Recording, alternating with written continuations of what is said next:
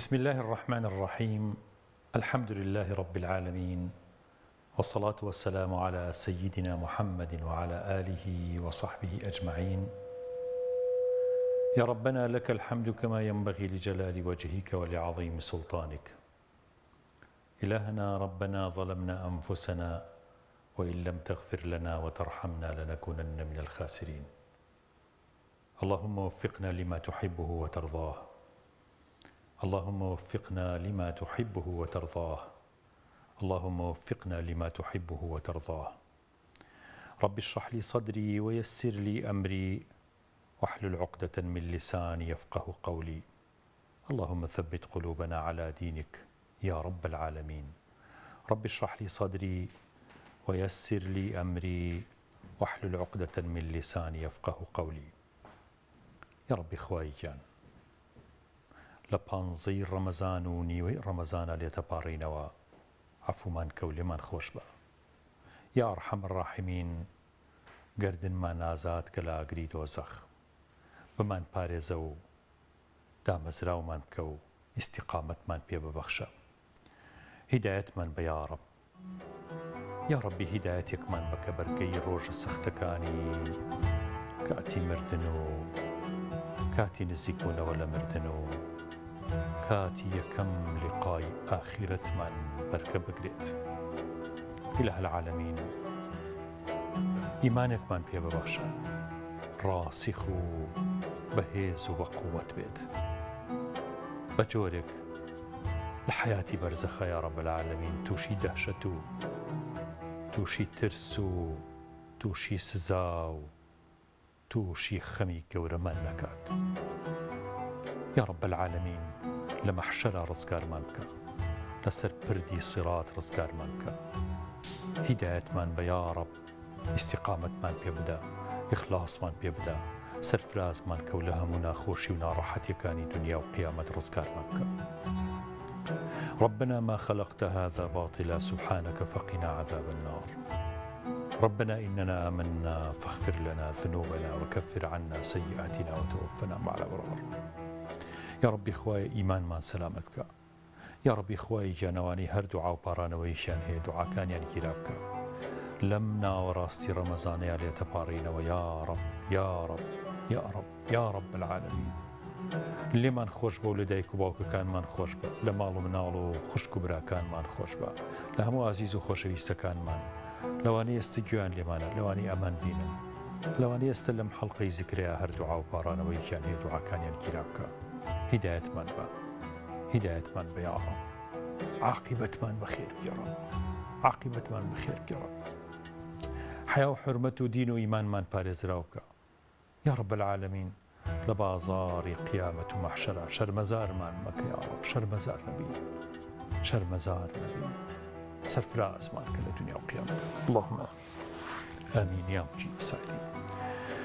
خۆشەویستانم، لە 15 ڕەمەزان، ناوەڕاستی ڕەمەزان پیرۆز بێ لە ئێوەی ئازوو خۆشەویست. خی گەورە دوعا و چاکە و عیبادەتتان وەربگرێت،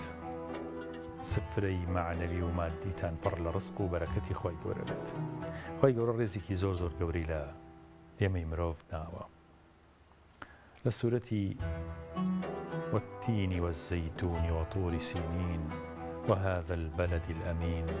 لقد خلقنا الإنسان في أحسن تقويم. هتاكو تاي سورتك كباس خی گەورە باسی پیرۆزی جوانی پاکی فلەستین،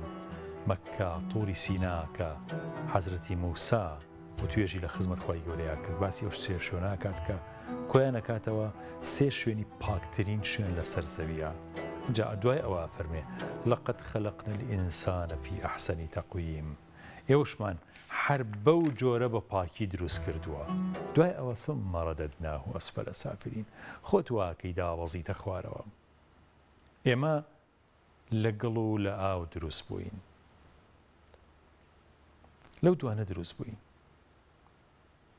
لە دوو مادەی زۆر پاک، دوو عنسوری پاک لەم کەونەیە، گەڵ لەگەڵ ئاو، کە هەردووکیان بۆ خۆشۆردن و بۆ دەستنوێژ و بۆ تەیەموم ئەشێت و دروستە. تۆ پاکیت، خۆت بە گوناه پیس مەکە. گوناهەکانەوە لێکا کە پیس ببیت. ئەنا ئینسان خۆی پاکە. مەلایکەی خوا کە پاکترین مەوجودی ئەم کەونن، ئەم گەردونن، خۆی گەورە دروستی کردوون، سجدە بۆ ئادەمە بن. خۆی گەورە باسی سێ تەکریم و ڕێز لێنانی خوا یەکرێ لە ئینسان. فەیدە سەوەیته کە دروستم کردی، سەوەیته وەنەفەخت ڕۆحم پێبەخشیت، نەفەخت فیه من ڕۆحی فەقعوا له ساجدین. ئەوە سێهەم خاڵ. بەهەشت لەبەر تۆی، لەبەر تۆی ئینسان دروست کراوە. بۆچی خۆی گەورە تەوبەی داناوە هەتا احترام و ڕێز و شکۆ بگەڕێتەوە بۆ ئینسان، بگەڕێتەوە شوێنە ئاساییەکەی خۆی کە ئینسان گەورەیە لای خوا، ئینسان ڕێزدارە. چەندە بەڕەحمە لەگەڵمان کە گوناهمان کرد یان ناینووسێ یا یەک گوناه هەنووسێت لەسەرمان، بەس بۆ چاکەکان زۆر زۆرە نووسێت. چەندە بەڕەحمە کە لە نێو چاوانمان نانووسێت فڵانە کەس ئەو گوناهەی کرد، ئەگەر بنووسرایە چیمان کردایە. هەتا فەزەحبوونیشمان زلەی میهرەبانی خوای گەورەیە. کەسی ئەگەر فەسح هەبێ لە گوناهێکە، زلەی میهرەبانی تا زوو فرێی خۆی بکەوێ پێش قیامەت تەوبە بکات و بگەڕێتەوە. بۆیە ئیهانەی بەنی ئادەمێک، ئینسانێک زۆر ترسناکە ئیهانی بکەیت. خۆی گەورە زۆر تووڕە ئەکا کە وەختێک تۆ ئیهانەی ئینسانێکەکەی، سوکاتی پێەکەی. ئەوە بوو جارێکیان ئافرەتێکی سەحابی حەدی لەسەر بوو، ژنێکی سەحابە حەدی لەسەر بوو کە ئەبوایە ڕەجم بکرایەوە، حەدی لێ بدرایە. سەحابەیەک قسەی پێوت، پێغەمبەر صلی الله علیه و سلم تووڕە بوو، چۆن تۆ ئیهانەی مرۆڤیەکەی لە کاتێکە ئیمانی ئەوەنە و ئەوەنە گەورەیە. عەکرەمەیە بۆ لاو ئێوە ئەی موسڵمانان گوێنی پێ نەدەن، گوێن بە باوکی نەدەن. باوکی ئەبوو جەهل بوو، موسڵمان بووە، گوێنی پێ مەدەن، چونکە ئەو گوێنەی ئێوە ناگا بە مردووەکە و عەزیەتی زیندوەکەشەدا، لەبەرەوە گوێن مەدەن. کاتە خۆی گەورە ڕێزی لە ئێمەی بەنی بەشەر گرتووە، ئینسانی زۆر ڕێزدار دروست کردووە. با بگەڕێنەوە بۆ ڕێزی خۆمان. هیچ کەس ئەو ڕێزی لێ نەناوین وەک خۆی گەورە. بەخوا بەرزین، بەخوا ناسبین، با شکر و ستایشی خوا زۆر زۆر بکەین، چکە ئەو ئەمان ناسێ و هەر بۆ لای ئەوی شەگەڕێنەوە. باش ناوبڕێکی کورد عزیزانم تێمەوە خزمەتان فەرموو.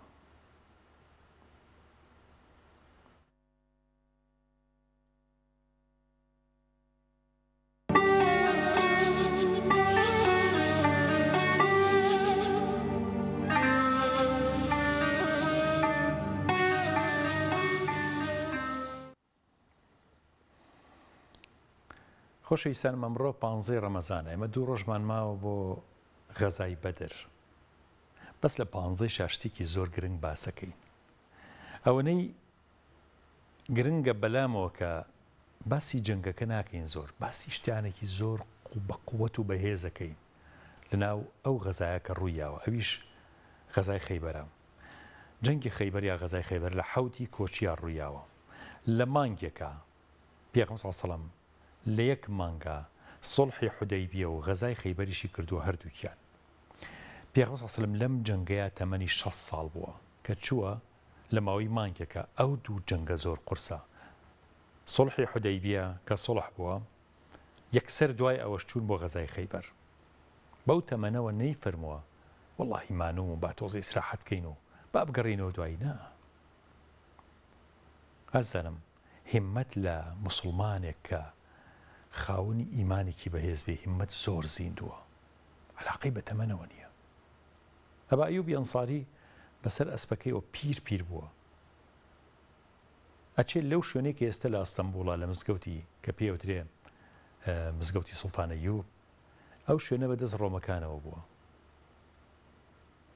ئەفەرمێ بم بەنە ئەخیر شوێن لەگەڵ سوپای موسڵمانەکانە، با بچمە ئەخیر شوێن کە موسڵمانەکان دەستیان پێگات، هەتا لەوێ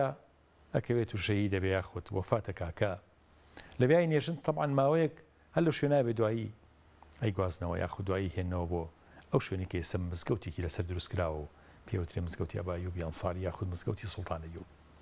لە شاری ئەستەمبوڵە. مەبەستمەوەیە ئیماندار تەمەنی هەبێت، تەمەنی کورد بێت، تەمەنی زۆر بێت، هیممەت و ئیمانەکەی ئیشی پێکات. هیممەت زۆر گەورەیە. پێغەمبەر صلی الله علیه و سلم لە تەمەنی 6 ساڵیایە ئەو کارە گەورە ئەکات، غیرەتی بۆ ئیسلام سەحابەکان هەمویان چوون بۆ حودەیبیە چویشن بۆ خەیبەر هەر ئەو مەجموعەیە بوون ڕۆشتن ئەوان ئاوا بوون ئێمەش ناتوانین فرەی نوێژی بیانی بکەین قورسە بەلامان و ماندووین ناتوانین قەراری حیجاب و باڵاپۆشی بدەین ناتوانین قەراری تەوبەیەکی ڕاستەقینە بین ئەم 4 هەفتەی مانگی پیرۆزی ڕەمەزان فرسەتە بۆ ئەوەی کە بەڕاستی خۆمان هەڵتەکێنین 4 ڕۆژی کاچینە ناو گەڵ ئەچینە ناو قەبر ئەچینە ناو قیامەت چاوەڕێی چیەکەیت تاکەی بەم لەشە قورسەوە بسوڕینەوە و هیممەت نەمانگرێت تاکەی ئەم پرسیارە زۆر بەجددی لە خۆت بکە یەکسەر ئێستا لە خۆتی بکە بپرسە ئەم تەوبە ئێستا ئەیکەم وعد بیتن نەیشکێنم خوازانە چنێک ماوە لە عومر چەندێک تەمەنە ماوە ئەوان ئاوا بوون 1400 سەحاباچن بۆ خەیبەر و ئەرچن بۆ ئەوێ 200 ئەسب سواریان لەگەڵایە 20 ئافرەتیان لەگەڵا بوو ئافرەتان ئەو هیمەتە چییە ئافرەتی و کاتایی بوو ئەو هیمەتە چییە کە ئافرەتی موسڵمان بۆی دروسە بێت خەیبەر گەورەترین بنکە و قاعدەی عسکەری بوو لە ناوچەکەیە لە ناوچەی نیوە دوورگەی عەرەبیە زۆر مەترسیدار بوو چونکە خەیبەر 2 بەش بوو بەشێکی 3 قەڵا بوو بەشەکەی تری 5 قەڵا بوو 8 قەڵا بوو ناو خەیبەر بەناو یەکە لەم قەڵاوەشتە و قەڵا تا 8 قەڵاکە تەواو بوو ئەگەر جەنگ ڕووی بایە بۆیە قەڵا بە قەڵا بگیرایە 10,000 چەکداری جوولەکە لە ناو ئەم قەڵانەیە خۆی حەشاردا و ئامادەی جەنگە کەس لە نیوە دوورگەی عەرەبا پیان ناوێرا زۆر دڕ بوون شوێنەکەیان زۆر سەخت بوو 10,000 چەکداری جەنگاوەری ئازایان هەبوو ئەگەر قەڵاکانیان داخستایە یەک دانە ساڵ پێویستیان بە دەرگاکردنەوە نەبوو خواردن و ئاو هەموو شتێکیان لێوە بیرەکانیان لە ناو قەڵاکانیان نابوو قەڵاکانیان بەسەر گردەوە بوو بەسەر بەرزاییەوە بوو وا دروستکرا بوو تیرەندازەکان ئەیانتوانی کۆنتترۆلی هەموو ناوچەکە بکەن نێڵ کەس نزیکی قەڵاکانیش بکەوێت بەڵام قووەتی ئیمانی هەموو ئاستەنگێک بە چۆکە ئاهێنێت هێزێکی اقتصادی و ئابووری زۆر گەوریان هەبوو جوولەکە 40,000 دارخورمایان لە خەیبەرە هەبوو زۆر 40,000 دارخورما هۆکاری ئەم غەزایە چی بوو؟ جوولەکەی خەیبەر بوو هۆکارەکەی بۆ وەفدیان ئەرار ئەم جوولەکانی خەیبەر وەفدیان ئەنار بۆ کێ بۆ هەوزە عەرەبەکان ئەیانوت وەرن با بچینە سەر مەدینە هانی خەڵکی عەرەبیانەیە نیوە دوورگەی عەرەبیانەیە بچنە سەر مەدینە هەتا جەنگی خەیبەر بە پلانێکی استراتیژی قوڵ و بەهێزی جوولەکە ئەنجامدرا لەکوێ کە پلانەکە لە خەیبەردا ڕێژرا کەواتە بوو بە بنکەیەکی ئیستیخباراتی پیسی مخەنەس بۆ ناوچەکە تاوەکو ئەو ناوچەیە بە تایبەتی دەسەڵاتی ئیسلامی لاوازکایە لە ناوی بەرێ بەردەوام هەڕەشەیەکی سەخت بوو لەسەر مەدینە لەسەر شاری مەدینە اینجا هەر کەسێ پێویستی بە پلانێ بواە پرۆژەیەکی هەبواە بۆ لێدانی مەدینە و مسلمانەکان لە مەدینە ئەچوو لە خەیبەردا ڕشت ئەم 7 ساڵەی مەدینەی پێغەمبەر صلی الله علیه و سلم ئەم 7 ساڵە 7 ساڵی پڕ لە کێشە بوو بۆ مسلمانەکان کە لە قەڵای خەیبەرەوە پلانیان بۆ دانرا لە پێنجی کۆچیە جەنگی خەیبەر ڕوویە ئەی باشە بۆچی پێغەمبەر صلی الله علیه و سلم دوای جەنگی خەیبەر دوای پێنجی کۆچیە جەنگی خەندەق ڕوویە یا ئەحزاب بۆچی پێغەمبەر صلی الله علیه و سلم کە زانی جوولەکە ئەم پلانی داڕشتۆ بۆ خەڵکی مەکە و چواردەوری مەکە کە 10,000 چەکداریان هێنا بۆ سەر پێغەمبەر صلی الله علیه و سلم هێزێکی زۆر جوولەکەی ناو مەدینەشیان هان نابوو کە هەڵگەڕێنەوە لە مسلمانەکان منافقەکانیشیان هان نابوو شەڕێکی زۆر سەخت دوای ئەوە کە مسلمانەکان الحەمدولله سەرکەوتن تایە ئەی بۆ پێغەمبەر صلی الله علیه و سلم پێنجی کۆچیە یەکسەر ناچێتە سەر خەیبەر تا بیگرێ لەبەرەوەی چونکە پێغەمبەر صلی الله علیه و سلم لە یەک کاتا دوو جەبهەی شەڕ بۆ خۆی ناکاتەوە هێشتا قوڕەیش ماوە قوڕەیش بە قووەتە مەککە بە قووەتە ئەبێت جارێ سڵحێک لەگەڵ مەککا بکەن ئەم سڵحە ئەوان دامرکێنن اینجا چێتە سەر خەیبەر پلانی استراتیژی پێغەمبەری خوا صلی الله علیه و سلم مسلمانەکان بەو جۆرە بوو هیچیان بە فەوزا ناکرد یعنی هادی با پەلامانیان بین و لەولاشۆ دەرگایەکی شەڕی تر بکەنەوە لە خۆیان نا حەکیم بوون زیرەک بوون بەتوانا بوون لێ هاتوو بوون پلانیان دانا ئەو باسە زۆر گرنگەی کە هەمە ئەمێ ئالی ڕێیا باسی کەم ئەوی شەوەیە کە ئەم جەنگە کە پێغەمبەر صلی الله علیه و سلم لەگەڵ جوولەکەکانی خەیبەرە پێویستی بە هەموو کەسێکە بێت چەک هەڵگرێت لەگەڵ موسڵمانەکان بڕۆ شەڕی جوولەکە بکات چکە 10,000 چەکدار خۆی ئامادە کردووە لەناو قەڵاکانان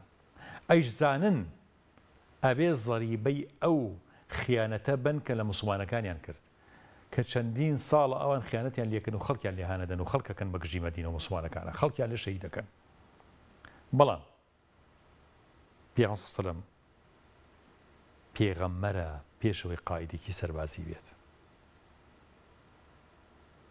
مافپەروەرە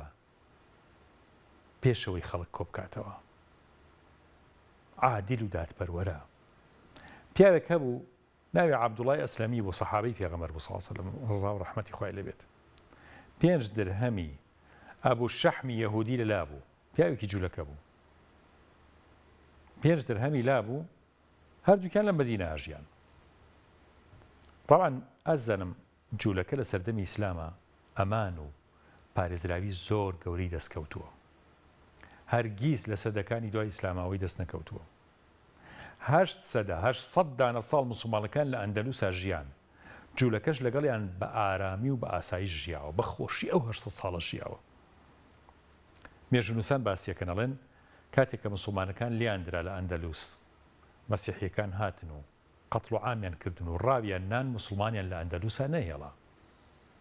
ئەو بۆ موسڵمانەکان دابەزین بۆ مەغریبی عەرەبی تونس و مەغریب و ئەو وڵاتانی عەرەبی و ئەو مەنتیقانی کە ئەفریقایە ئەڵێ لەگەڵ موسڵمانەکانە جوولەکەکانی ئەندەلوسیش دابەزین وتیان وەڵڵاهی ئێمە بەبێ ئێوەی موسڵمان ناژین لەگەڵ مەسیحێتە لەگەڵ خەڵکی ترا ناژین ئەم منە عەدالەت و جوانیان لە موسڵمانەکانەوە بینی بوو لەبەرەوە لەگەڵەوانە هاتن لەبەرەوە نهێنی بوونی جوولەکە لە ئەفریقا ئێستا ئەوەیە یاکە کۆکرانەوە ئەوەیە کە لە ئەندەلوس جیاون و لەگەڵ موسڵمانەکانە دابەزیون سڕەکەی ئەوەیە لەبەرەوە ئێمەی موسڵمان بە زۆرینەی مێژومان زۆر پاکە مێژومان ناشەریف نییە خەڵک ناتوانێت مێژووی شەریفانە بۆ خۆی دروستکە لە 10 ساڵ لە 20 ساڵ لە 30 ساڵی حکمیە جەهەنەمێک بۆ وڵاتە بۆ میلەتێک دروستەکات مێژوویەکی ڕاش بەڵام مێژووی ئیسلام 800 ساڵ بەس لە ئەندەلوس مێژوویەکی دوور و درێژی ئیسلامیمان هەیە حاکمی خراپمان هەبووە بەڵام بەگشتی گەلی موسڵمان زانایانی موسڵمان ئەهلی ئیسلام حتا زۆربەی حاکمەکان هەر باش بوون بە پێی زەمەنی خۆیان زۆر باش بوون لەبەرەوە مێژوومان مێژوویەکی شەریفانەیە مێژوویە کاتوانین شانازی پێوە بکەین چونکە مێژووی شەریفانە زۆر بە زەحمەت ئەنووسرێت چونکە وەختێک کە حکمت کرد زۆر بە ناڕەحەت ئەتوانی هەموو جومگەکانی حکمت هەموو پایەکانی حکمت جوان بێ و ڕازاوە بێ و ئاوێنەیە بێ خەڵک خۆی تیا ببینێ لەبەرەوە باش شانازی بە مێژوومانەوە بکەین عەبدوڵای کوڕی ئەبی حەضرەیتی ئەسلەمی ڕەزا و ڕەحمەتی خوای لێبێ سەری سوڕما لە کابرای جوولەکە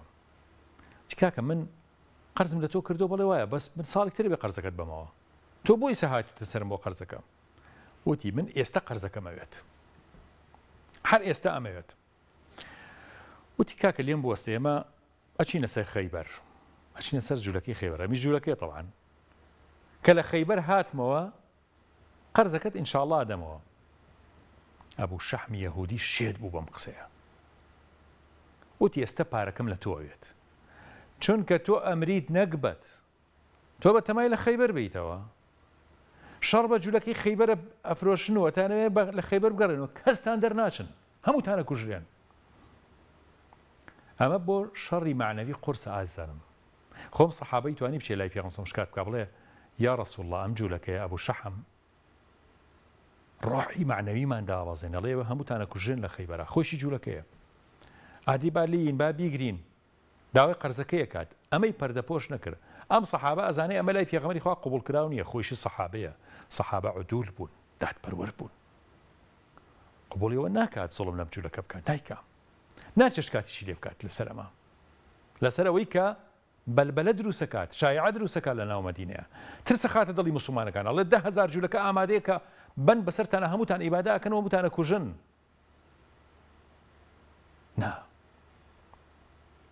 ئەبوو شەحمەڵێت بۆ تۆ ئازانی جەنگی خەیبەر جەنگی عەرەبە هەیهات بەو خوای کە تەوراتی بۆ حەزرەتی موسا دابەزاندووە 10,000 چەکداری جنگاوەر لە قەڵاکانی خەیبەرە ئامادەیە هەمووتان لە ناوە بن لەبەرەوە من ئێستا قەرزەکەم لە تۆ بێت چونکە ئەو پارەیەم دەست ناکەوێتەوە تۆ کوژرێیت چاری نەما ئەم سەحابەیە محکەمەکەی هێنا بۆ لای پێغەمبەر سەڵەم وتی یا ڕەسوڵ الله من 5 درهەمی ئەم جوولەکەیم لایە ئەمی جوان پێڵێ ئەڵێت ئەبێ ئێستا پارەکەم بیتەوە ئێمە بین چیەکەین بیانوێ کە دۆزینەوە محکەمەیەکی ڕۆتینی دروستەکەین و کاکێکیان نەزانیشی ئێمە ئیشێکمان بەدەستەوێ با بین و هیچتوانێت نەیاتێ و سڵتان بەدەستوێ شەڕیان بەدەستوێ لە جەنگان ئەتوانێت بڵێ حاڵەتی تەواریمان هەیە کاکە ئێمە وەزعەکەمان وانە ئێمە لەسەر پێی خۆمان ڕانەوەستاوین و ئێمە ئەو بیانوانە پێ ناهێنێتەوە پێغەمبەرە صلی الله عليه وسلم ڕابەرە ئاوا جەنگە باتەوە لێرەوە بردیەوە جەنگی خەیبەر لێوە ناکە چوون شەڕەکەیان کرد لێرەوە بردیەوە پێغەمبەر صلی الله بە عەبدوڵڵای وت بە سەحابەکەی وت تۆ نایتە دەرەوەی مەدینە هەتا قەرزەکەیتەوە وتی یا ڕەسوڵ الله صلی الله عليه وسلم هێشتا کاتی قەرزەکە نەهاتووە بیەمەوە ساڵێکمان ماوە پێغەمبەر صلی الله فەرمووی عەبدوڵڵا تۆ لەگەڵ ئێمە نایی بۆ جەنگ نایی بۆ شەڕە تۆمان ناوێت پێویست ناکات تۆ نابێت مەیە لەگەڵمان بۆ خەیبەر تەواو ئەمری پێغەمبەر صلی الله عليه وسلم تخوا نەیبردوێتەوە پێغەمبەر صلی الله عليه وسلم تخوا مسلمان لێرە نایباتەوە تخوا جوولەکەیەک ئەم هەڵوێستە جوانە لە پێغەمبەر ببینێ صلی الله عليه وسلم ئەبێ دڵی چۆن کوڵا بێت ئەمە چه پێغەمبەرێکە ئەمە چه پێغەمبەرستانێکیشە عەبدوڵڵا بەگوێی پێغەمبەرەکە صلی الله عليه وسلم تەمەڕود ناکە هەڵ ناگەڕێتەوە لە پێغەمبەر سەڵەم بڵێ وەڵڵی مادەم تۆ قەرزەکەی منە تۆ پشتی منە لە عەرضە بەرەم جوولەکەیە وەڵڵاهی ئەوا من پەشیمانە بمەوە لە ئیسلام نەخێر یا ئەچمە ماڵەوە دانیشم نەخێر یا عەبدوڵڵا چی ئەکات عەبدوڵڵا وتی یا ڕەسوول الله صلی الله عليه وسلم والله لأخرجن معك والله لەگەڵ تایان بۆ جەنگە ئەم ئیشە حەلەکەم إن شاء الله ڕۆژ بۆ بازار خێرا جلەکانی فرۆش بە 3 درهەم 2 درهەمی ماوە جامانەیەکی زۆر باشی هەبوو ئەویشی فرۆش بە 2 درهەم بەچلێکی زۆر ڕوتەنی زۆر سادەی زۆر یعنی نیمچە داپۆشرا و خۆی داپۆشی فرۆشتی و 5 درهەمەکەی هێنایایەوە بە جوولەکە کەوتی کاکە ئەوە پارەکەت چۆ خزمەتی وەسەمتی یا ڕەسوڵڵا پارەکەم ماوەتەوە تی دەباشە لەگەڵمان وەرە بۆ جیهات اینجا لەگەڵان ڕۆشت بەڵام پشتێکی وای لەبەرا نەبوو هێشتا لە ڕێگەی مەدینەیە بوون پیرژنێکی سەحابەی پێغەمبەری پێگەیشت صلی الله عليه وسلم ژنەکە وتی عەبدوڵڵا ئەوە بۆچی ئاوایت نە هیچێ بەسەروێ نەجلێکی واو لەبەرایە عادات و عورفی عەرەبی و کاتەش ئەوە بوو کە بڵین جامانەی گەورە یا شتی گەوریان بەسەرەوە بووە عەمامی گەوریان بەسەرەوە بۆ جلی باشیان لەبەرا بووە عەبای عەرەبیان لەبەرا بووە ئەویشتی وەڵڵاهی شتێکی ئاوا ڕوویاوە جلەکانم فرۆشتووە هەتا لە خزمەت پێغەمبەر صلی الله عليه وسلم بێم بۆ ئەم جیهادە پیرەژنەکە وتی فیداکە ئەبی و ئومی یا ڕەسوول الله صلی الله عليه وسلم دایک و باوکم بە قوربانی پێغەمبەر بێ صلی الله عليه وسلم ئالێرا بۆستە ئیشەکەم پێێتە چوو جلی بۆ هێنا عەمامەی جوانی بۆ هێنا هەی بوو ئافرەتەکەم کۆمەڵگایە کە ئیسلام دروستێکە زۆر جوانە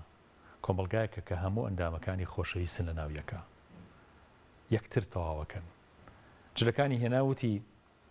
ئەو جلانە یاخوا پیرۆزە بێ بۆ تۆ بەڵکو ئەمە خوای گەورە ئەجری جیهاد و غەزاش بۆ من بنووسێ کە من پیرژنێک و ناتوانم بێم لە خزمەتتانە بەوەی کە یارمەتیکی تۆم ماوە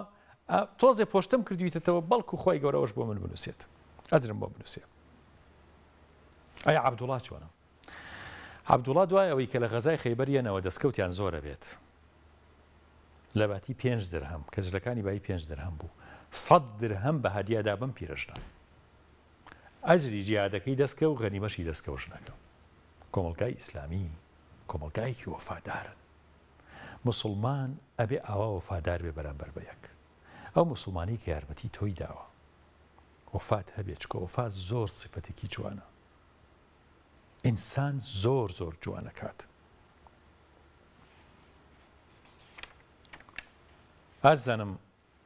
ئێمە درێژە بە باسی غەزای خەیبەر و ئەم باسە زۆر گرنگە و جەوهەری ئەم باسە ئێمە لێرەیە کە باسیەکەین درێژی پێدین، بەڵام ئاچینە خزمەت جەنابی بەڕێز مامۆستا مەلا مەحموودی ئازادی بۆ گێڕانەوەی چیرۆک و بەسەرهاتەکان. فەرموون.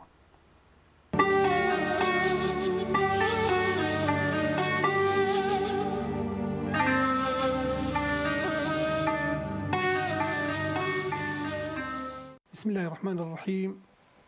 الحمد لله والصلاة والسلام على رسول الله محمد وعلى آله وصحبه ومن والاه.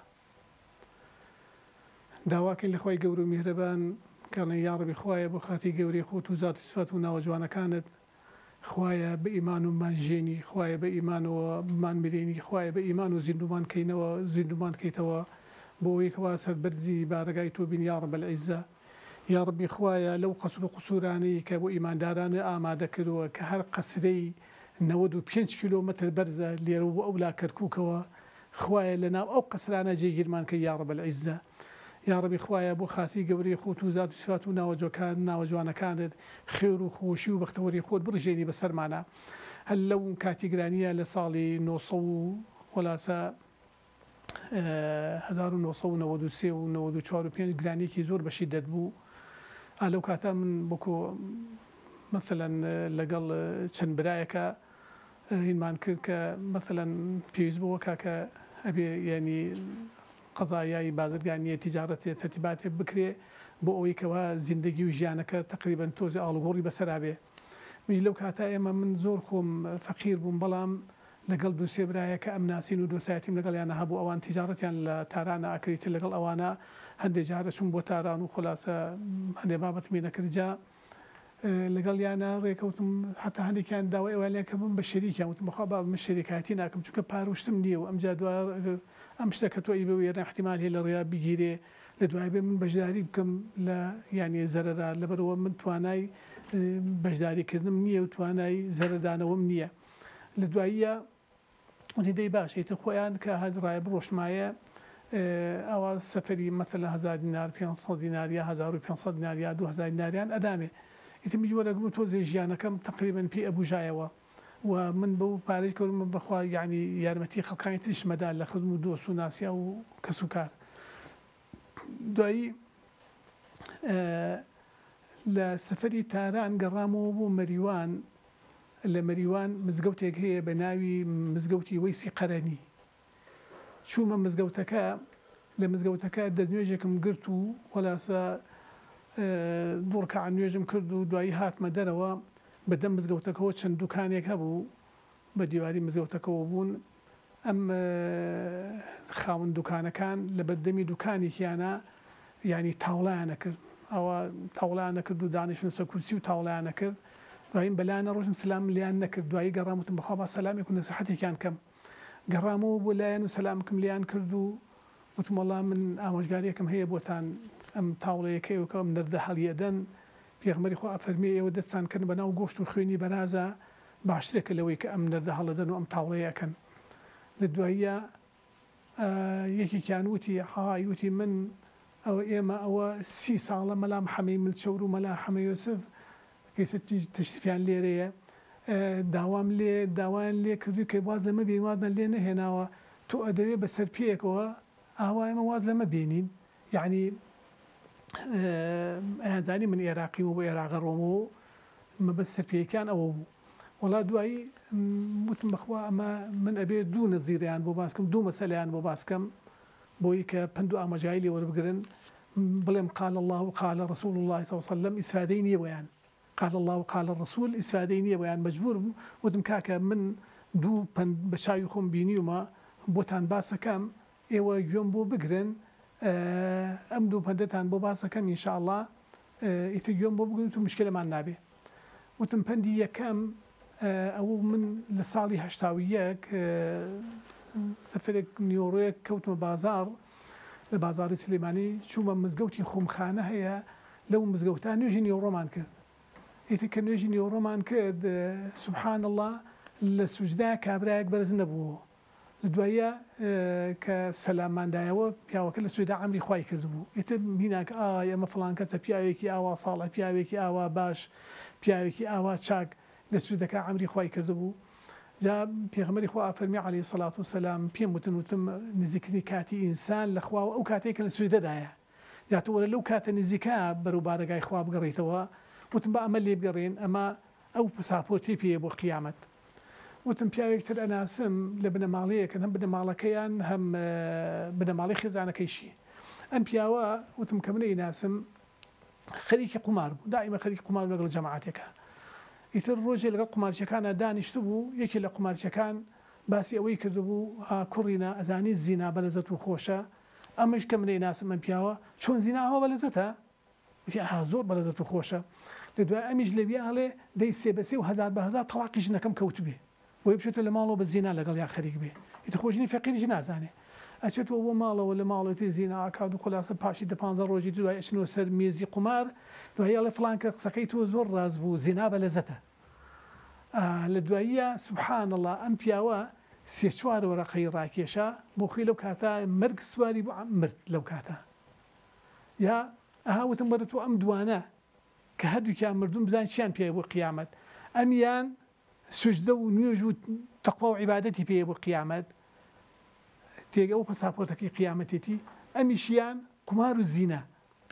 و زینای پێ بۆ قیامەتی ئەهاوتم فەرقی ئەم دوانە جاوتم قسەکەی من لەسەر ئەوە بوو بابەتەکەم وتم ئێوە ئەم هینە هەڵەتەن ئەم نەردەی بەچ معلوم تۆ دەست بێت تۆ نەردەکە یان نەردەکە لەم دەستانە بێت تۆ نەمری و ئەجا تۆش ئەمەت پێ بۆ قیامەت وتم لە باتی ئەوەی کاکە ئەم کارە ئەکەن بڕۆن بزۆتەکە لێتان نزیکە بڕۆن دەست نوێژە بگرن دوورکە عن نوێشکەن لە خوای گەور و میێرەبان پاڕێنەوە بڕۆن یعنی سەڵاوات لەسەر پێغەمبەر بدەن ذکری خوا بکەن کە پێغەمبەری خوا فەرمێ لا إله إلا الله وحده لا شريك له له الملك وله الحمد وهو على كل شيء قدير ئێوە ئەم ذکرە بخوێنن ئەم ذکرە یعنی 100 کەرەت بخوێنن ڕۆژی و بە شەوانە 100 کەرەت ئیسفادەی زۆری هەیە یەکێک لە ئیسفادەکان یەکێک لە ئیسیفادەکان ئەوەیە کە ئەم ذکرە وەکو ئەوەی تۆ عەبدت لە ئەولادی حەزرەتی ئیسماعیل ئازاد کرد بێت لە ڕێگەی خوایە بە پارە کرد ئازاد دەکرد بێ و یەکێتریان ئەوەیە خوا 100 چاکەت بۆ ئەنووسێ 100 گوناه لێ ئەکوژێنێتەوە و ئەو ڕۆژەی پارێزراوە بی لە شەڕی شەیتان و ئەجینە و جنۆکە وتم بەڵام ئێوە ئەم کارە ئەکەن تێگەی بەچم معلوم نەبن و جاسمێنە بە شەمەندەیە بچنەوە بازاڕی خوا ئەها من ئەو دوانم بینی و ئاوها مردوون جا ئێوە لە یەکەمیان من لە دووهەمیان مەبن لە ناو نوێژا بن لە ناو سوجدا لە ناو تەقوایە لە ناو عیبادەتە لە ناو خواناسیە بن باشترێکە وەڵا هەر لەویا خوا هەڵ ناگرێ کە ئەمن پێوتن لە دوایە وتیانەوە لە دەستی تۆ و شەقالی شەکاک حەمە تۆ بێکیان وایوت یەکیان دەروی شەقالی شەکاک حەمە بوو لە دواییە وتم بابە نە لەسەر دەستی من لە دەستی شەقارە لەسەر دەستی خوای گەورە تۆ بکەن کەیتر ڕاتن ئەم کارە نەکەن لە باتی ئەم کارە بڕۆن دەست نوێژێ بگرن سوودەی شکر بۆ خوا بەرن ئەم جارە مەثەلەن ئاکاری جوانتانە بێ ڕۆشتی بەرسانە بێ خلاصە تەسبیحات و ذکر و یادی خوا بکەن ئەوە بۆ ئێوە زۆر لەوە باشترەکە جا بە حەقیقەت لەمە ئەوە وەرەگرین هەموو ئینسانێکە بێ بمرێت پند و ئامۆژگاری لەمە وەرگێ هەموو ئینسانێکە بێ بمرێت چاک بێ خراپ بێ بمرێ بەڵام مهمەوە چاک بێت و بمریت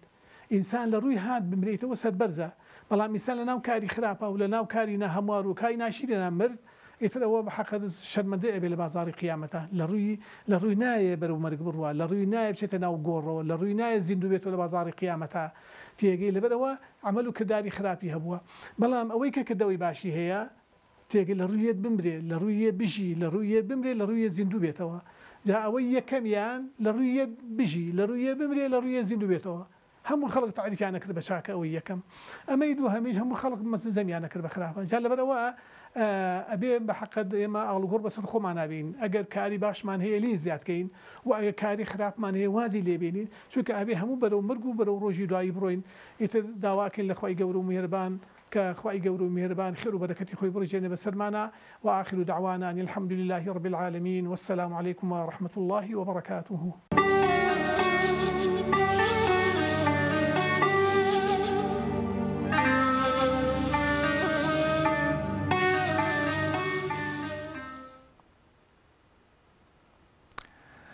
ئازانم ئازایەتی لە ژیانەوەیە کە قەنەعەتێکت هەیە بیر و باوەڕێکت هەیە خەڵکێکی زۆر قەنەعەتیان بە تۆ هەیە یان بەڵام دوایی تۆ بە دەرەکەوێت ئەم بیر و باوەڕەی خۆت هەڵە بووە دان بە هەڵەکەی خۆتا بنیت ڕێی ڕاست ئەمە بوو ئەوە ئەمەم بگرتایە بیڵیت دوو کەس ئەمەیان ئەنجام داوە ئەمە نمونەی دوو کەسە هێنینەوە قورسیشە لەسەر نەفس زۆر قورسە خەڵکێکەیە کە توانای ئەمەی نییە ئەم حاڵەتە کە بتوانێت قەناعەتی خۆی بگۆڕێ یان دەری ببڕێکە گۆڕیومە ئەنتۆنی فلۆ ئەم کارەی کرد ئەنتۆنی فلۆ کێیە؟ زۆر مەشهورە لە هەموو دنیا ئەنتۆنی فلۆ مامۆستای زانستی ئیلحاد بوو بۆچی ئیلحاد زانستە؟ ئەم بنەمایەکی منهەجی زانستی دانا بۆ ئیلحاد بنەمایەکی دانا منهەجێکی داناوتی کەسێ بێ ملحید بێت ملحید یعنی بێدین یعنی نەبوونی خوا نەعوذ بالله یعنی باوەڕ نەبوون بە خوا بە غەیب یعنی ئینسان هەر فیزیکە و مادەیە و تەواو هیچی تر ئەم پیاوە ئەنتۆنی فلۆ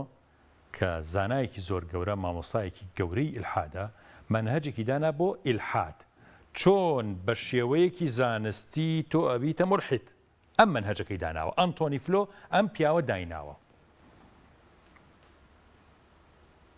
تەمەن بە خاڵبەند دیاریەکە کە چۆن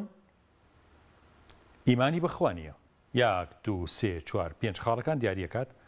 کەسێکیش کە بێوێ منهەجەکەی ئەو بخوێنێتەوە بێت لە خاڵەکانی ئەوە بڕوات ئیتر یا قەناعەتەکە وەکو ئەو کە نەعوذ بالله خوا نییە یا شتێک بەو جۆرە ئەم کەسە ئوستادی ئیلحادە ئەنتۆنی فلۆ لە هەموو عالەمە لە هەموو دنیا چاوی لێکرێ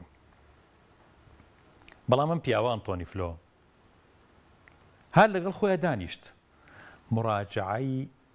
خۆی کرد مراجعەی فکری خۆی منهەجەکەی کە خۆی دایناوە گەڕا بەنایە مراجعەیەکی کرد بۆی دەرکەو ئەوەی کە من باوەڕم پێی هەبوو کە بریتی بوو لە ئیلحاد و نەبوونی خوا غەڵەتە هەڵە ئەنتۆنی فلۆ دانی نابەوەیە وتی ئیلحاد لە بناغەوە هەڵەیە ئیلحاد ڕاست نییە بەڵکو خوا هەیە و وجودی هەیە بەڵکو غەیب هەیە و وجودی هەیە ئەم پیاوە ئازایەتێکی لەوا بوو سەرانسەری ژیانی پیر بوو لەم منهەجەیە پیر بوو لەوەی کە هەموو دنیا ملحیدەکانی دنیا دوای ئەم کەوتون دوای ئەنتۆنی فلۆ کەوتون بڕن بخوێنەوە بەڵام کتێبێکی نوێی دانا بە ناوی ڕحلەت و عەقلی گەشتی عەقڵ لە پێشەکی کتێبەکەیان نووسیوێتی داوای لێبوردنەکەم لە هەرچی فکرە و نووسینی ڕابردووم هەیە کە هەمووی هەڵە بوو دەربارەی نەبوونی خوا هیچی ڕاست نەبوو زۆر گرنگە ئینسان بەڕاستی گرنگە ئینسان ئەوەنە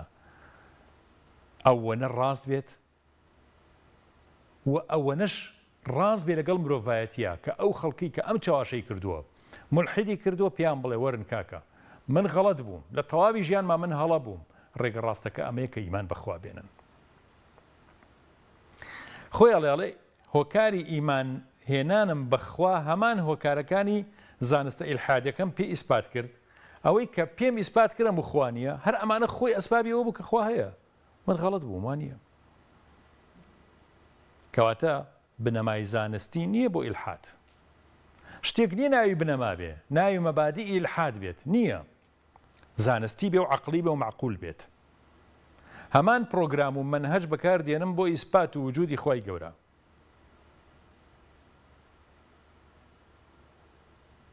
ئەڵێ ئێمە شێتانە قەناعەتمان کردووە کە گەردوون بە ڕێکەوت و بە سروشت و بەم شتانە دروست بووە شێت بووین ئەسڵ و ساسی نییە چونکە شەمپازایەک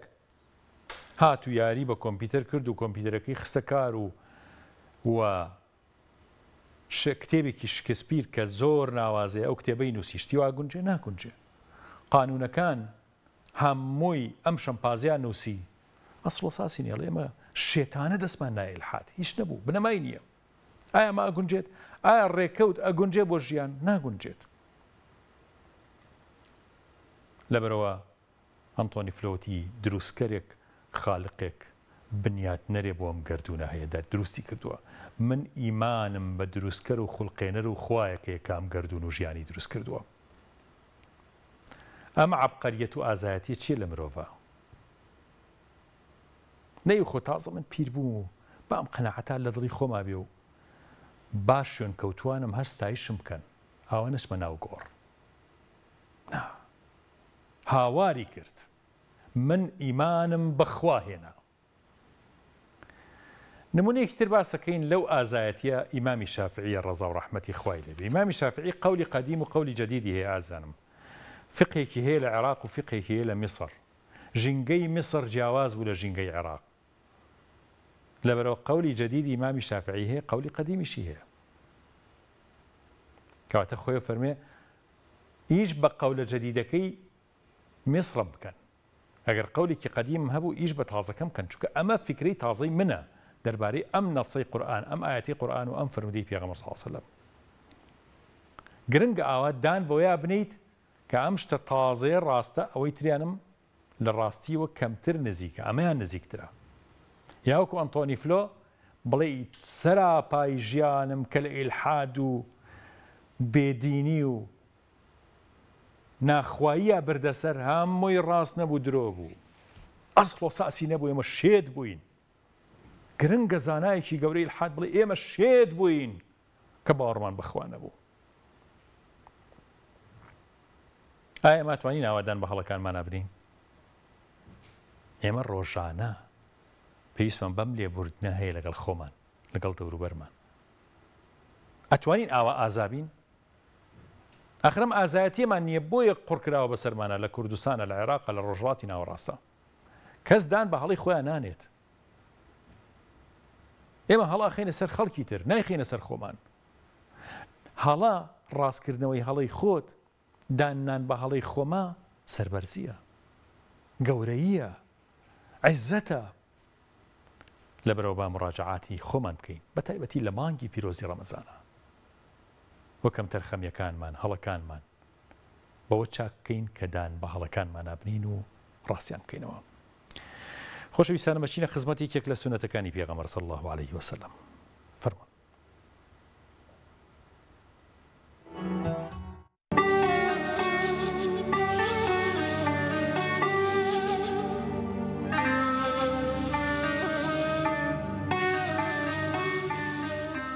پێغەمبەر صلی الله عليه وسلم فەرمێت هەر کەسێک گوێی لە بانگ بوو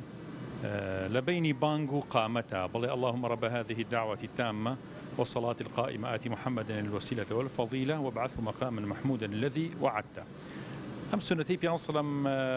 جەنابتان چەنێ ئەتوان جێبەجێ بکەن چەنێ ئەتوان؟ سپاس بۆ خوا من بە بەردەوامی کە گوێم لە بانگ بووە یعنی بە بەردەوامی یعنی ئەو کاتانی کە گوێم لێی بوو بێ یعنی حتا بانگەکەشم لەگەڵا سندۆتەوە و سپاس بۆ خوا ئەو زیکرەش کە پێغەمبەری خوا صلی الله عليه وسلم فەرموویەتی من جێبەجێم کردووە الحەمدولله بە بەردەوامی بەس کاتێک کە گوێم لێی بوو بێ ئەگەر گوێم لێ نەبێ ویانەوەی تر دەسەڵات نییە.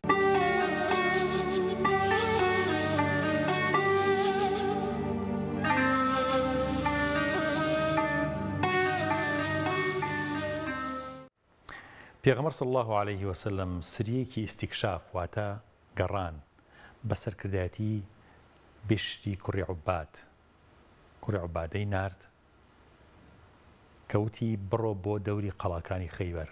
ئەم ناوچەیە بگەڕێ بزانە دەنگ و باس چییە. لەوێ عەرەبێکیان بینی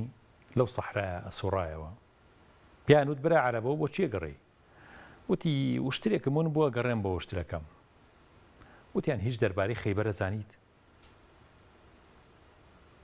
وتی خەیبەر قەڵای خەیبەر خۆیان ئامادە کردو بۆ جەنگێکی زۆر گەورە هەموویان چەکدارن 10,000 چەکداری ئازای دڕی لێهاتوو لەو قەڵایە خۆی دامەزراندووە بۆ ئەوەی بچنە ئەگەر کەسێ بچێتە سەریان خواردنی یەک دانە ساڵیان کۆ کردوتەوە پەیوەندیشان بە تایفەکانی غەتەفان کە عەرەبی دەشتەکی بوون کۆمەڵە تایفە بوون پەیوەندیان بەوانیشە کردو ینی جوولەکەکان لەگەڵەوانە ڕێکەوتون هەتا 4,000 جەنگاوەری عەرەبیش بێ یارمەتی ئەم جوولەکانە بات هیچ کەس نییە دەرەقەتیەوان بێت. عەباتی کوڕی بشر یەکسەر زانی کە ئەمە جاسووسە ئەمە ناردوانە تاوەری موسڵمانەکان بڕوخێنێ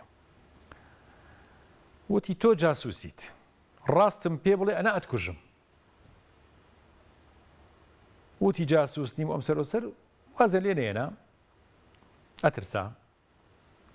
وتی کاکە مەمکوژن بەس ئەمانم بەرێ کە نامکوژن هەموو شتێکتان پێڵم وتیان ئەمان تێینێ دەستی بۆ نابین وتی منیان ناردوو هەتا ترس و دڵە ڕاوکێ بخەمە ناو سوپای ئیسلام و پیان وتوم تۆ بڕۆ ئەگەی بە سریەیەکی ئەوان ئەگەڕێت ئیستیکشافەکات سید جوولەکەش چۆن پلانی هەیە تۆ ئەم قسانە بە ئەو سریەتە ئەوان چێگەێن بە سوپای موسڵمانەکان پیان بڵێ لێتە پرسن تۆیش ئازایەتی و چاونەترسی و گەورەی جوولەکە بخەرە بەرچاویان عوبادی کوڕی بەشر کابرای گرت و بردی بەلای حەزرەتی ڕەسوڵ الله صلی الله علیه وسلم حەزرەتی عومەر فەرمووی ئەمە جاسووسە با بیکوژین عوباد فەرمووی نا من ئەمانم ماوەتێ نایکوژین من تومە ناتکوژین و بەرتەین پێغەمبەر صلی الله علیه و فەرمووی مادەم ئەمانت داوەتێ دەستی بۆ نابین با جاسووسیش بێت بەڵام لای خۆتان سژنیکەن هەتا لە جەنگەکە ئابینەوە بۆی نەگەڕێتەوە ناویان خەبەریان بۆ بەرێ دوای جەنگەکە بەڕڵای بکەن وازی لێبن با بڕات سەحابەکانی پێغەمبەر صلی الله علیه و سلم لای قەڵای خەیبەرە هاواریان کران و یا رب العالمین سەرکەوتنمان پێ ببەخشە اللهم انصرنا اللهم انصرنا پێغەمبەر فەرمووی لەویا هاوار مەکەن با دوعاش بکەن با بیشپاڕیتەوە ئەبێ بزانی حتا پارانەوەش هەتا زیکری خوا لە شوێنێکە کە ئەزانی نقطەی زوعفەیە بەدەستی دوژمنەکانتەوە نابێ لێ پاڕیتەوە پێغەمبەر فەرمووی دەنگ هەڵمەبڕن چکە تۆ ئێوە داوا لە خوایەکی ئەسەم و غائب نەبیست ناکەن غایب نییە خوای گەورە ولكن تدعون سميعا بصيرا خوایشی خوایە کە ئەتان بینێ ئاگای لێتانە شتەکانتانە بیسێ لەبەرەوە لە دڵی خۆشتانە دوعا بکەنە بێت لەبەرەوە مەرج نییە بڵێ وەڵایی مزگەوتە مادەم ئەمە مزگەوتە من مکەبەرەکانی ئەم مزگەوتە ڕووەکەمە ماڵەکان کەیفی خوانە مناڵێن هەڵەسێت کەیفی خوانە مناڵێن هەیە سەعیەکات دوای نوێژی بەیانی ختمی قورئانە خەمە سەر مکەبەرەکان خەڵکە خەوێتەوە ناخەوێتەوە کەیف خۆیەتی ئەمە دینداری نییە تۆیکی پێغەمبەر صلی الله علیه و سلم ئەمەی ناوێ لە بەردەم قەڵاکانە بپاڕیتەوە دوعا بکەیت و هاوار بکەیت پێغەمبەر بایان نەکاتە دوعا مەکەن ئەوە مەکەن بە تۆ شەڵێ عینەن شت لە مزگەوتەکەتا مەبە مای ئیزعاج بۆ گەڕەکەکە بە ناوی دینداریەوە مەبە بەڵا بۆ خێزانەکەت بە ناوی دینداریەوە پێغەمبەر صلی الله علیه و سلم فەرمووی با دوعای ڕۆیشتن بۆ شار و لادەکان بخوێنین ئەم دوعایە هەر کاتێ سواری سیارە بووی سواری تیارە بووی سواری پاپۆر بووی سیارەکەی خۆت سواری وڵاخێک بووی ڕۆشتی بۆ شوێنێک ئەم دوعایە بڵێ اللهم رب السماوات السبع وما أضللنا ورب الأرضين السبع وما أقللنا ورب الرياح وما ذرينا ورب الشياطين وما أضللنا أسألك من خير هذه البلدة خوا داوى خيري أم شون أم شارع لا دليكم وخير ما فيها وأعوذ بك من شر هذه البلدة وشر ما فيها اینجا چوونە بەردەم قەڵاکان قەڵای گەورە قەڵای یەکەم ناوی ناعیم بوو دووهەمیان ناوی سەعب بوو سێهەم ناوی زوبەیر بوو ناعیم زۆر قورس بوو بەسەر شاخێکەوە بوو یەکەم قەڵاش بوو ئەوە بگیرایە وردە وردەوانی کاگیرا ڕۆحی معنەوی موسڵمانەکان دابەزی و ماوەیەکی زۆر بوو بەردەم و قەڵایان گرتبوو نیانەتوانی تیرەندازەکان لیانەدان برسێتی زۆری بۆ هێنابوون تینوێتی ناڕەحەتی پێغەمبەر صلی الله علیه و سلم ئەیەوێ ڕۆحی معنەوی ئەم سوپا بەرز بکاتەوە عامری کوڕی ئەکوع لەکوێیە دەنگی زۆر خۆش بوو عامر شعری ئەزانی دەنگی خۆش بوو وتی بەڵێ یا ڕەسوڵ الله صلی الله علیه و سلم چی ئەمرەکەی لە خزمەتە فەرمووی ئادەی چیت لایە ئادەی بۆمان بڵێ ئەویش فەرمووی اللهم لولا أنت بقراني وبدنه بآوازه ما اهتدينا ولا تصدقنا ولا صلينا فأنزل السكينة علينا وثبت الأقدام إن لاقينا إن الطغاة بغوا علينا هموي هانداني مسلمان كان أبو جهاد إذا أرادوا فتنة أبينا في نص ما يفرموا أبينا حسيت عمر الجدوباري كرده ولا قال يا روحي معنوي مسلمان كان برز بيه سرود يا قراني شي خوش آوازي بقوات صدایکی بەهێز مۆسیقایەکی جۆشهێنەر تۆ دروست دەکات هانتەیە ڕۆحی معنەویە لە ناو تۆیە لەبەرەوە مەبە بە مڵۆزم بۆ ئەمە بڵێ چۆن پێغەمبەر قسەم کردوێتی ئەنجامی یاوە بە سەحابەکەی فەرمووە ئەنجامی بە پێغەمبەر فەرمووی يرحمك الله يا عامر يا ربي خوا ڕەحمێ پێ بکە عامر دوعای بۆ کرد ڕەحمەتی خوا لە تۆ کە بەم ئاواز و گۆرانی خۆشە موسڵمانەکان ئەهێنیتە لەرزە ڕەحمەتی خوا لە تۆ کە ئاوازێکی ئەوەنە خۆش دائەنەیت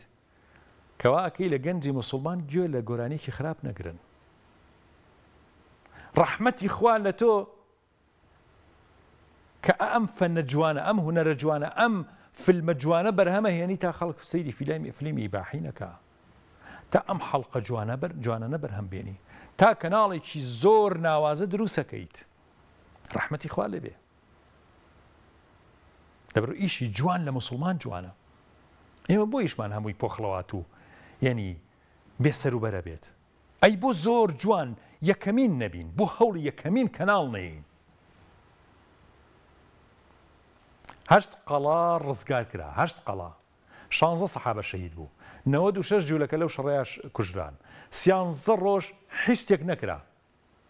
هەروەمانەوە شەی 15 پیان سەڵەم پێکەنی و فەرمۆی بەیانی ئاڵاکە ئەکەوێتە دەستی کەسێک فتح لەسەر دەستی و کەسە ڕوەدا خوا و پێغەمبەر ئەو کەسیان خۆشەوێت و ئەو کەسەش خوا و پێغەمبەریان خوا و پێغەمبەری خۆشەوێت یعنی خۆشەویستی خوا و پێغەمبەر نەویش خۆشەویستی خوا و پێغەمبەرە صلی الله علیه وسلم عومەرە فەرمێ هەرگیز تەمەنای سەرکردایەتی و مەسئولیەتم نەکرد و ئەو شەوە تەمەنام کرد خوا ئەو خەڵاتە بەرمم بکەوێت بڕیدەی فەرموو ملم ئاوا بەرز کردەوە سەحابەیەکە فەرمێ باڵکو پیانسەم فەرمێ ئادی تۆ وەرە تۆیت ئەو کەسە نوێژی بەیانی پیانسەم فەرمێت ئەفەرمێ هەموو سەحابەکان خۆیان پیشانەیە بۆ مەسئولیت نا بەڵکو ئەو ڕەحمەتە گەورە بەر سەحابە بکەوێت خۆشەویستی خوا و پێغەمبەر صلی الله علیه وسلم ئەم 15 ڕۆژەی ئەم 10 ڕۆژەی ئەخیر عتق من النار کێمل بەرزەکاتەوە ئەی ئێستا غوفرانە ئێستا ناوجرگەی غوفران و لێخۆشبوونی خوای گەورەیە 15 ڕەمەزان کێ سەر بەرزەکاتەوە خوایە من یا رب العالمین منیش کێمان واکەین حەزرەتی ڕەسوڵ صلی الله علیه وسلم فەرمووی ئاڵاکە کوانێ ئاڵایان هێنا یا الله دڵێم هەموو سەحابە لێدا تۆ بڵی من بڵێت تۆ ئەڵێ تۆ بڵی من بڵێت فەرمووی عەلی کوڕی ئەبی طاالب لەکوێیە وتیان یا ڕەسوڵڵا چاوی هێشێت فەرمووی بانگی کەن فوی مبارەک و تفی مبارەکی بە تەبەڕک کردە ناو چاوی عەلی کوڕی ئەبی طاالب چاوەکەی چاک بوویەوە حەزرەتی عەلی فەرمووی وەڵڵاهی نەمەزانی کامیان ئازاری تیا بووە زۆر جوان ئەم بینی لەو ڕۆژەوە چاوێشە تووشی من نەبوو کە پیانسەم تفی خۆی یاخود فوی خۆی کرد بە ناو چاوی منە فەرمووی فتح لەسەر دەستی تۆ ڕۆدا بەس لا نەکەیتەوە یعنی پشت هەڵەکەی چەند جوانە موسڵمان قەرارێکی یابی باتە سەر خەڵک سیقەی بە قەراری ئێمە هەبێ چەند گرنگە لەسەر چی تۆم شەڕاکەیت دوودڵ نەبیت لەسەر چی ئەم قەرارانەی لەسەر چی ئەم منهەجەتە دائەنیت ئەم هێزە زۆر خۆشە موسڵمان هەیبێت حەزرەتی عەلی فەرمێ بیرم کەوتەوە لە ڕۆشتنا کە پیانسەم فەرمووی لا نەکەیتەوە بە پشتا گەڕامەوە یعنی ئەگەر ئیشم بەوە هەبوایە ئەفەرمێ گەڕامەوە پیانسەم فەرمووی لئن يهدي الله بك رجلا واحدا خير لك من حمر النعم یەک کەس خوای گەورە هیدایەتی با لەسەر دەستی تۆ باشترە لە یعنی وشتری زۆر جوانی سوور هەبووە لە ناو عەرەبا زۆر ناوازە بووە لەوە زۆر باشترە لە هەرچی شتی دنیا هەیە بۆ تۆ باشترە حەزرەتی عەلی فەرمێت منیش تەرکیزم کردە سەر قەڵاکان و ڕۆشتمە پێشەوە قەڵا بە قەڵا چوومە بەردەم قەڵای یەکەم کە زۆر قورس بوو جوولەکەیەک لەسەرەوە ئاوا سەیریە کردم ئەویستیرم پێوە بنێ وتی تۆ کێیت زانی من قائیدەکەم چکە ئەڵاکەمە دەسەوە بوو وتم من عەلی کوڕی ئەبی طاالبم ئەڵێ جوولەکەکە هاواری کرد وتی یا قەوم هوزمنا والذي أنزل التوراة على موسى والله بۆ خوای کە تەوراتی نازڵ کردو بۆ حەزرەتی موسا ئەوا تێکشکاین و مردین تاوا تیاچوین ئێمە تیاچین چونکە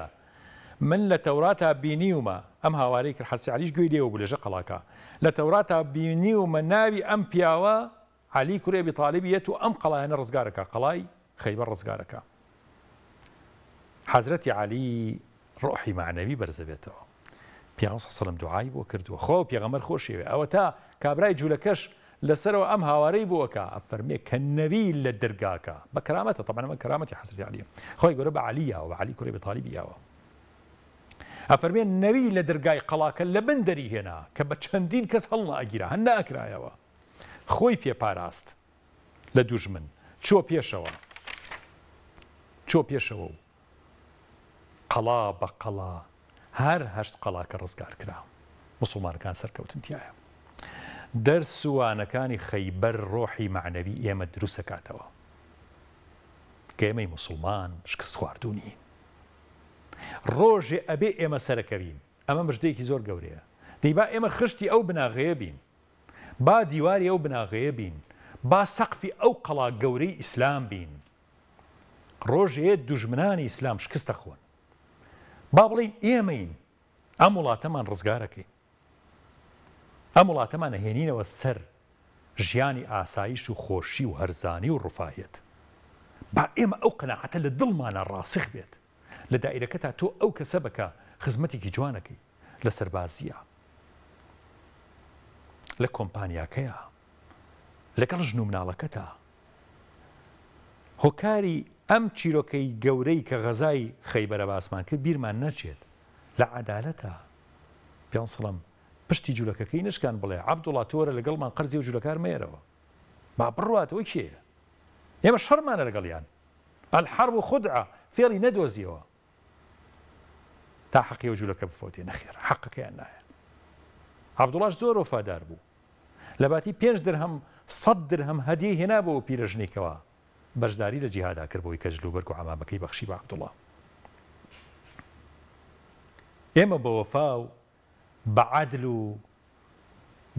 بە عیززەت و بە خزمەتکردن بردومانەتەوە ئازانم سەحابە بەمە هاتنە ناو هەموو دنیا تاجیرە مسڵمانەکان بەم جۆرە ئیسلامیان گەیاندە شەرقی ئاسیا چونە مالیزیا چونە ئەندەنوسیا خۆی یەک شمشێریتیا بەکار نهاتووە یەک شەڕ لە وڵاتانە ڕووی نەیاوە زۆرترینی مسڵمانانی دنیا ئێستا لە مالیزیا و لە ئەندەنوسیایە خۆی گەورە دامەزراوانکە ئینشاءڵڵا خۆشەویستانە چینەوە خزمەت یەکێکی تر لە سنەتەکانی پێغەمبەر صلی الله عليه وسلم فەرموون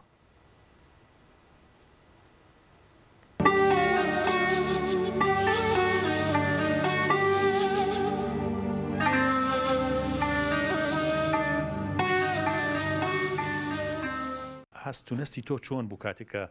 کەعبەی پیرۆزە بینی کاچێ ئەچیتە خزمەتی ڕەوزەی پێغەمبەر صلی الله علیه وسلم مزگەوتی پیامبەر صلی الله علیه وسلم شاری مەدینە چی لای تۆ دروست کرد کە لەگەڵ کۆمپانیای پارێزانە ڕۆشتین لەوێ کە لە شاری مەدینە نیشتینەوانی و ئیسراحەتمان کرد و ئیتر ئەو شوێنانەی کە مبارەکن سەردانمان کردن شۆ چوین بۆ ڕەوزەی پێغەمبەر صلی الله علیه وسلم کە چوینە ئەوێ باوەڕ و قەناعەتە هەبێ خۆشترین شت لە ژیانە کە ئەیبینی ئەوەیە یعنی ئیتر حەچی شت هەیە بیرە دەچێتەوانێ تەنیا ئەوەیە کە تۆ لە ڕەوزەی پێغەمبەر صلی الله علیه وسلم لە مزگەوتی پێغەمبەر صلی الله علیه وسلم لەوێی عیبادەت دەکەی نوێژ ئەکەی ئەپارڕیتەوە دوعاکەی خەڵکێک لێرەوە داوا لێەکە کە چوویتە ئەوێ لەوێ دوعای بۆ بکەی نزای بۆ بکەی بۆ نەخۆشەکانیان بۆ کەم و کوڕیەکانیان خەڵکت بیرەکەوێتەوە کە پیانوت باڵێ لەوە من بۆ خۆم خۆی لەوێ هیچ شتێکە نییە هیچ ئیشێکە نییە تەنیا پاڕانەوە و دوعانە بێ نوێژ و پاڕانەوە و دوعا هەیە لەوێ ئەرە وەڵڵا من بۆ خۆم هەموو ئەوانم بیرکەوتوتەوانێ ئەوەی کە منی ڕاستپاردووە دوعام بۆ کردووە بۆی پاڕاومەتەوانێ بە تایبەتی ئەوانەی کە نەخۆشی خەستەخانەی هیوایان هەیە لێرەوە ڕایەن سپاردوو من لەوێ بۆیان پاڕاومەتەوە نزام بۆ کردوون کە خوای گەورە یارمەتی نەخۆشەکانیان با شیفایان بۆ بنێری ئینشەڵڵا بە ئیزنی خوا دوای ئەوە کە لەوێ ڕۆشتین چوین بۆ شاری مەکە ئەو دقەیە کە ئەچیتە خوارەوانێ بۆ تابیقی ئەرزی باوەڕ و قەناعەت هەبێ حەزەکەی نییە ئاوا تەشبیه نەبێ وەکو مەڕوو بزن بە دەست و قاچ بڕۆی لە عەرزەکە زوو بیگەیتێ و ماچیکەی بەڵام ئێستا وەلو ئەو شریتیان کردووە ناتوانانی دەستی بیگاتێ بەڵام ئیتر بە هەر چوار دەوریا بۆ خۆت ئەسوڕێتوانێ من بۆ خۆم لەبەر ئەوەی کە دائیمە لەوێ بم لە تابیقی خوارەوە بم ئەو ماوەی کە لە مەکە بووم هەموو بەیانیەکە چوون بە ئیحرامەکەەوە چووکە کرد بە ئیحرامەکەەوە نەچی نایڵم چیتە خوارەوە لە قاتەکانی کە هێڵن بەس بۆ قاتی خوارەوانێ بە ئیحرامەکەەوە ئەچوون بۆ ئەوەی تر هەموو کاتێ بە دائیمی لەوێ بووم هەموو کاتێکیش ئەو چەند ڕۆژەی کە لەوێ بووین هەر لە قاتی خوارەوە بووم خواخوام بووە یعنی ریزی پێشەوەم بەرکەوێ بۆ نوێشکردن بۆ ئەوەی زۆر نزیک بم لە کەعبەی پیرۆزەوانێ بیری هیچ شتێکی نییە بیری کاسپی نییە کەس و کارێ نییە هیچ مشکلەیەکی نییە یعنی من بۆ خۆم نەخۆشی دڵم هەبووە حەبوو دەرمانەکانم بردبووە بزانم ئەو ماوەی لەوێ بووم سێ دەنێک حەبم نەخواردو چکو بیری ئەوەم نەبوو کە نەخۆشم نە ئازارم نەبوو نە بێتاقەت بووم نە هیچ شتێک زۆریش خۆم هیلاک کرد لەوێ بۆ ئەوەی کەوا زیاد ئەو ماوەی کە لەوێم زیاد بپارڕێمەوە نوێژ زیاد بکەم بڵین تەواف زیاد بکەم خۆم هیلا کرد بەڵام یەک دەنگ نەخۆشیم پێوە دیار نەبوو بە سایی خواوە بچیتە ئەوێ بچیتە ئەوێ ئیتر بە وا ئەزانی هەموو دنیا هی تۆیە هەر حەز ناکەی بیتەوە ئەمە خۆشەخوا بە نسیبی هەموو کەسێکی بکاو ئەوەی کە حەزیشی لێتی یا ڕەبی خوای ئاسانکاری بۆ بکەی بۆی بچێتە ئەوێ چووکوتانە چیتە ئەوێ نازانی عیبادەت چییە یعنی ڕاستە لێرە نوێشکەی لەوێ بە قوربانکردیلەکەی لەوێ ڕاستە لێ نوێشکەری ڕۆژوەگری بە قورئان خوێنی ئەمانە بەڵام کە چویتە ئەوێ لەوێ اینجا بۆ دەرەکەوێ نوێژ و عیبادەت و پاڕانەوە و خوا و پێغەمبەر چییە کلیلەکەی جەناب بە فەرمووی کلیلەکەی لەوێ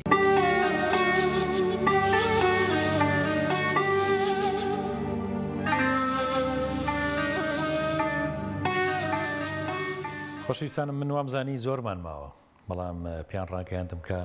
کاتمان تەواو بووە کاتیەوەش زۆر ناسکێستە وەختی بەربانگە و ئافرەتان بە تایبەتی خەریکی وشوکارن بە ئێمە ڕەحمەت بین و زەحمەت نەبین بۆ ئەوەی ئاز و خۆشەویست و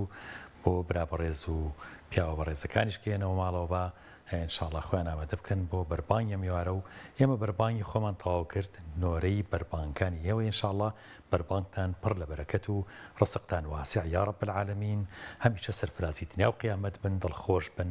خۆی گەورە دڵخۆشی دنیا و قیامەتتان کە یا رب العالمین تا بێگەشتنەوەیکی تر لە گەڕێز و سوپاسی زۆر بێپایانم بۆ ئێوەی ئاز و خۆشەویست بۆ هەموو برا ئازیز و خۆشەویستانی کە لەم کەناڵەیەوە لە کۆنتترۆلی ئەم بەرنامەیە کارەکەن خۆی گەورە سەرفرازتان کات سبحان ربك رب العزة عما يصفون وسلام على المرسلين والحمد لله رب العالمين والسلام عليكم ورحمة الله وبركاته خواتان لقل السلام